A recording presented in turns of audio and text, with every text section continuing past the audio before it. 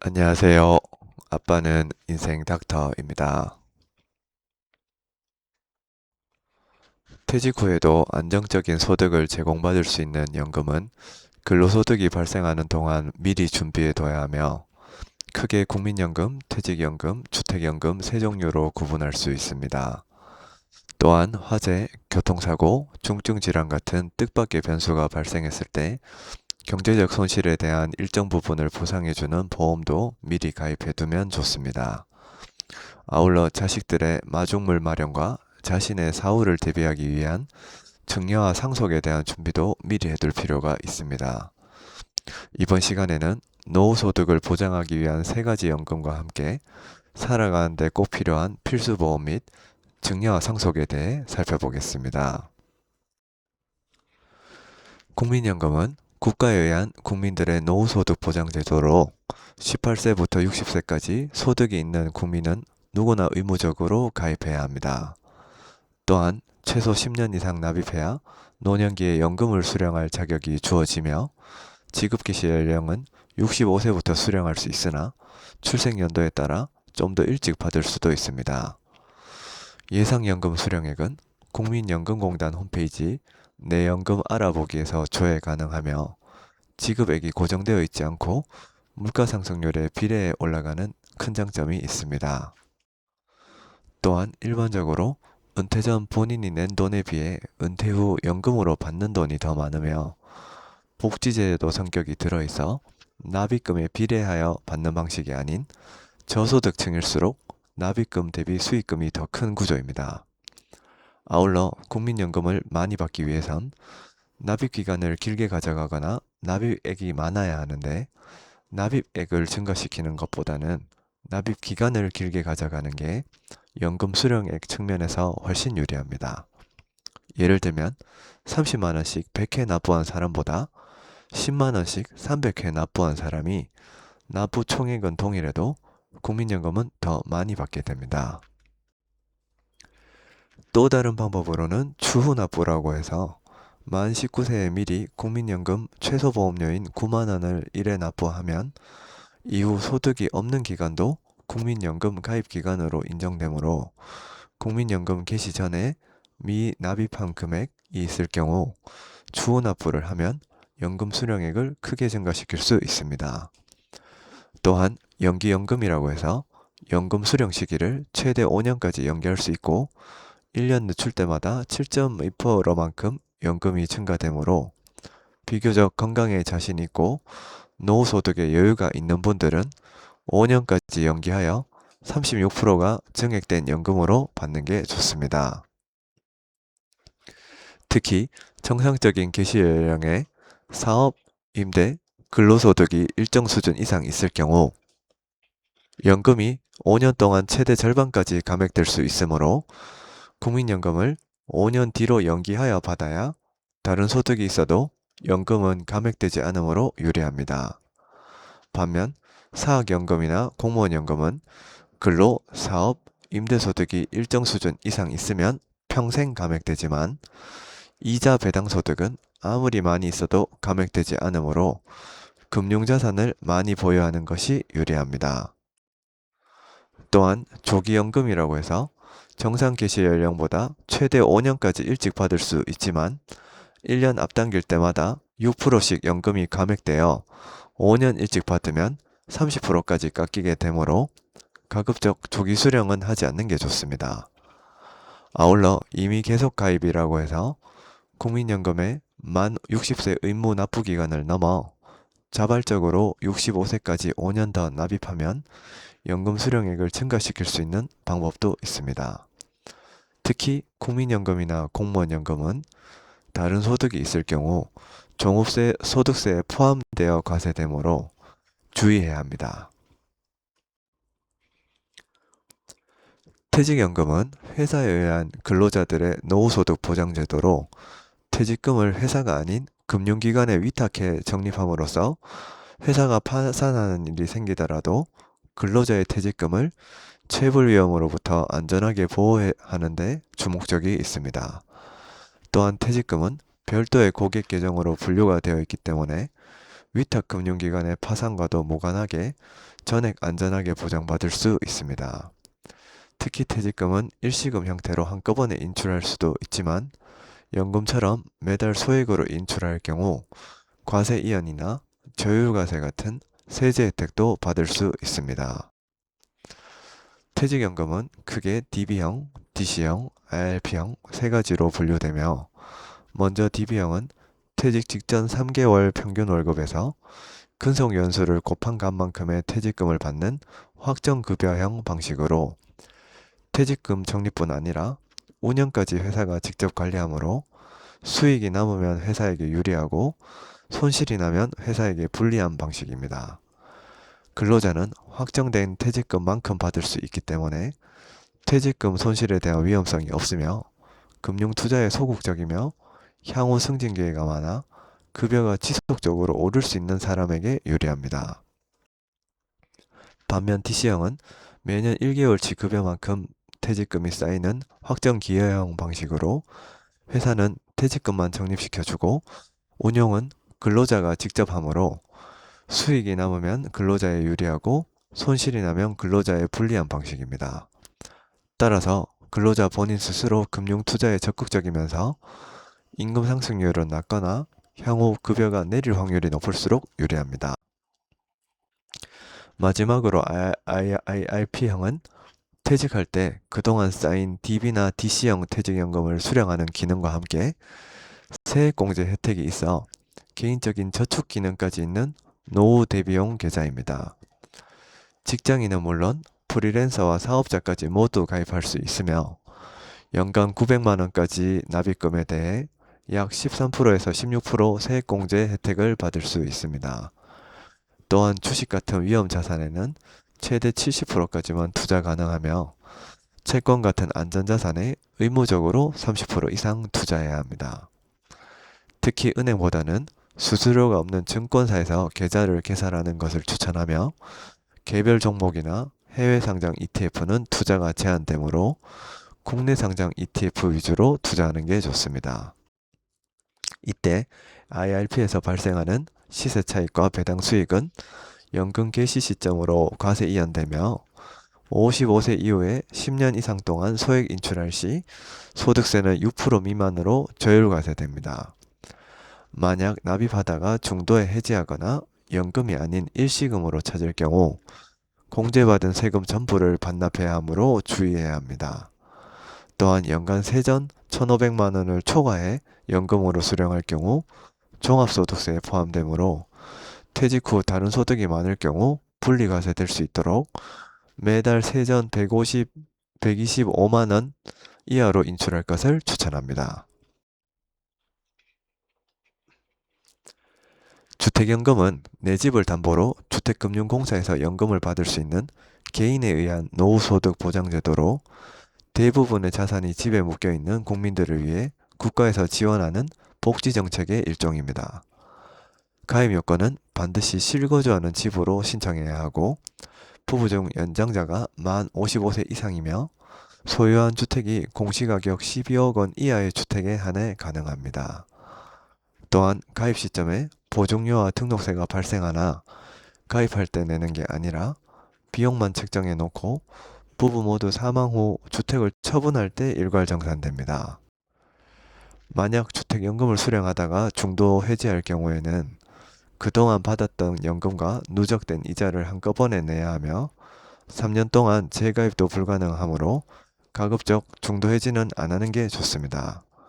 또한 가입 시점에 집값을 기준으로 연금이 정액으로 평생 부과되므로 집값이 내릴 때보다는 많이 올랐을 때 가입하는 게 유리하며 이사를 갈 경우에는 담보물건 변경을 통한 주택연금 변경도 가능합니다.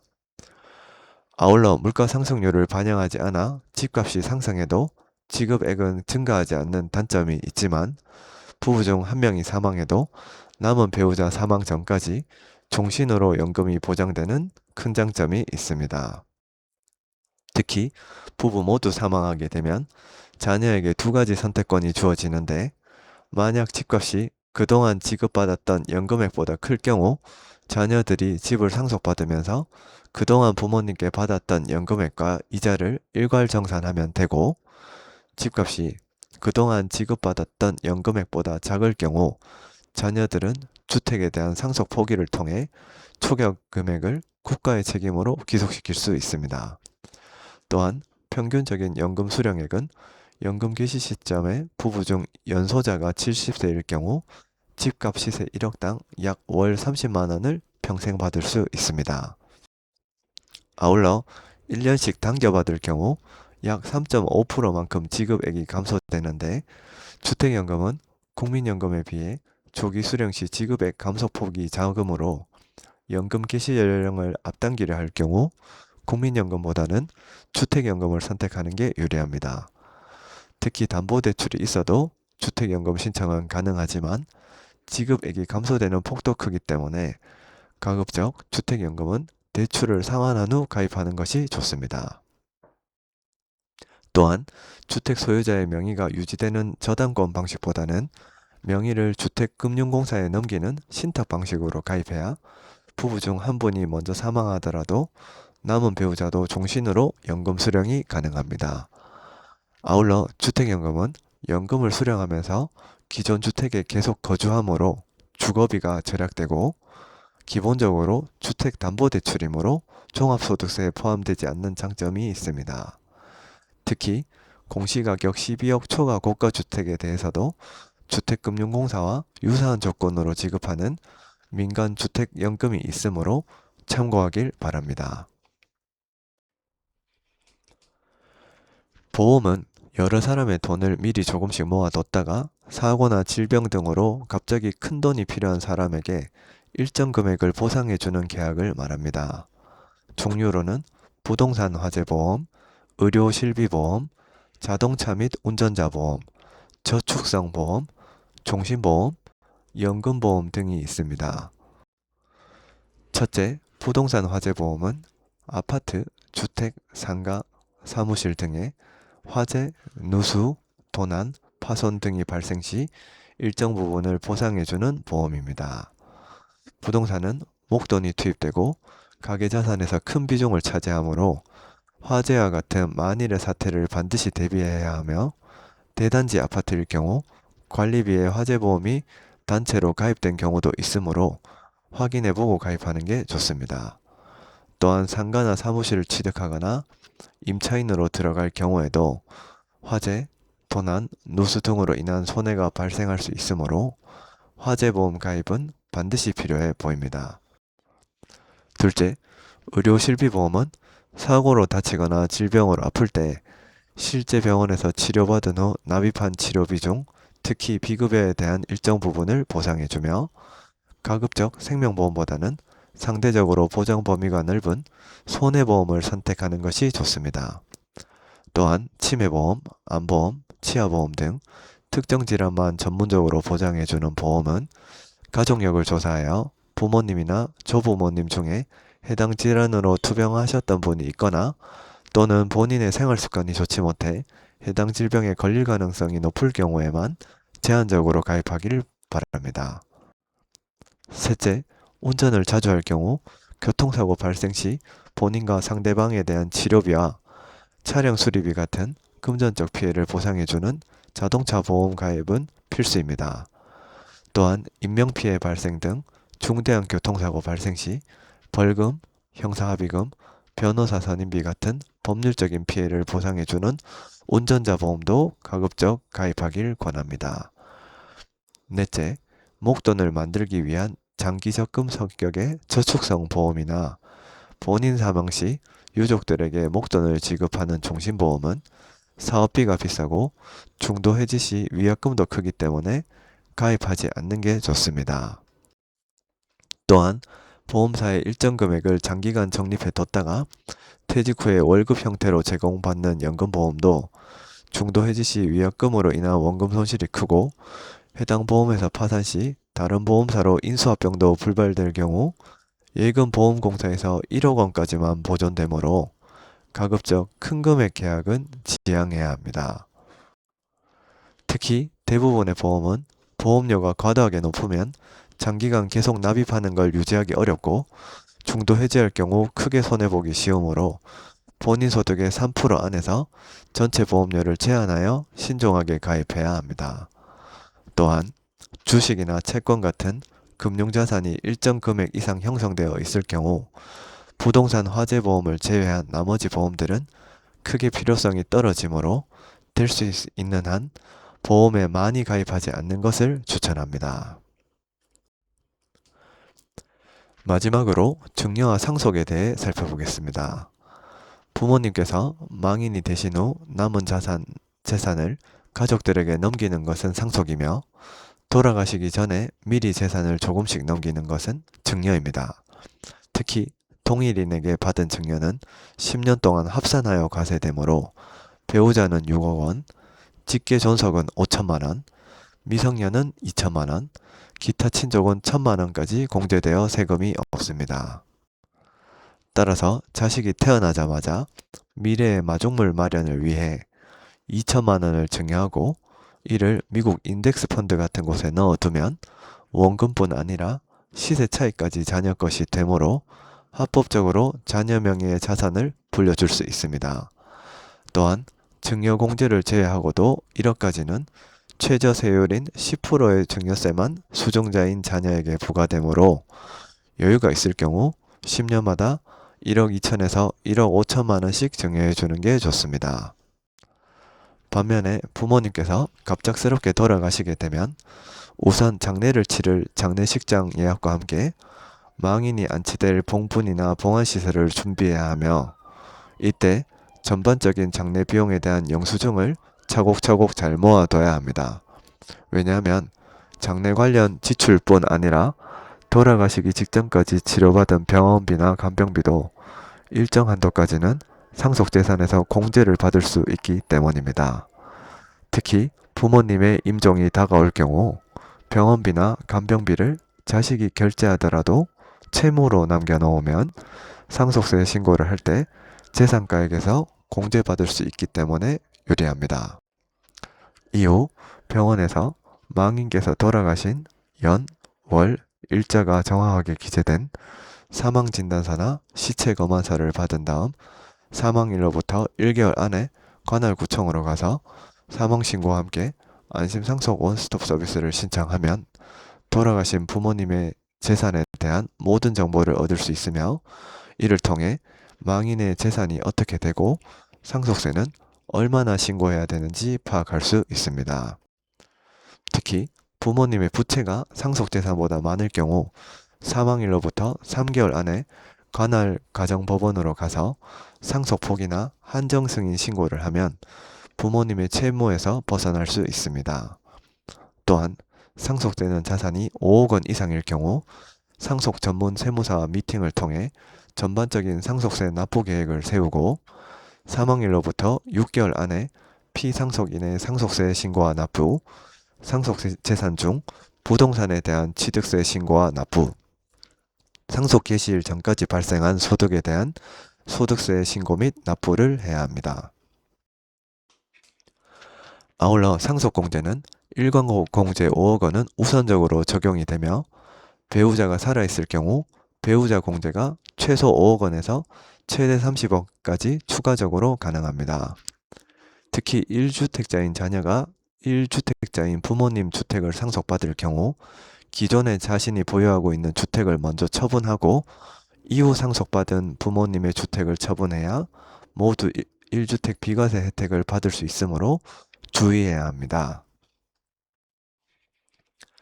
경제적으로 안정된 노후를 보내기 위해서는 국민연금, 퇴직연금, 주택연금에 대한 준비가 필요합니다.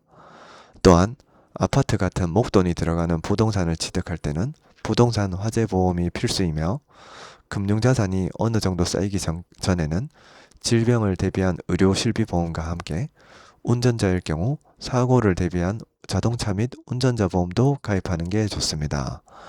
아울러 자녀의 마중물 마련을 위해 10년마다 공제 범위를 활용한 사전 증여와 함께 사망 시 적절히 대처할 수 있도록 상속에 관한 준비도 미리 해둘 필요가 있습니다.